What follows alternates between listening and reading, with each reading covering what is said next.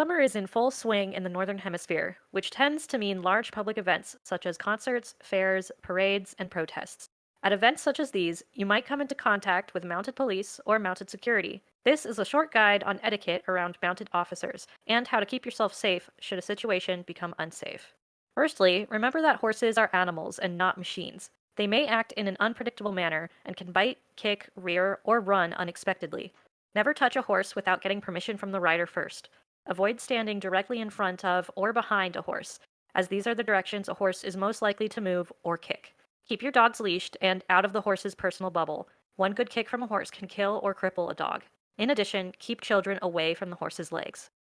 If you're in a tense setting, such as a protest, where mounted police may attempt to control the crowd with their horses, the situation can become dangerous quickly.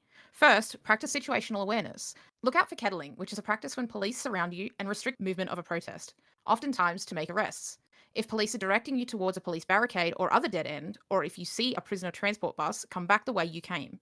If horses are charging or attempting to push people, put a physical barrier between yourself and the horses.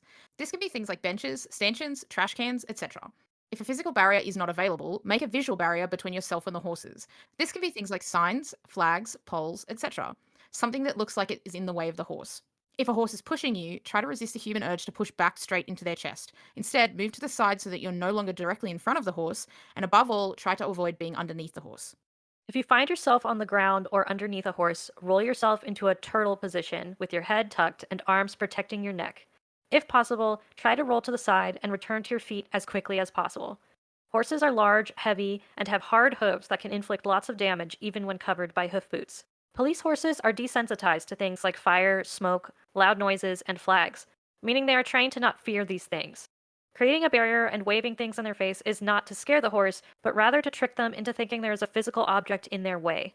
Trying to fight or scare a police horse is not advised, and your priority should really be to avoid getting trampled and get yourself away from immediate danger. Stay safe out there, and we'll see you out on the trail.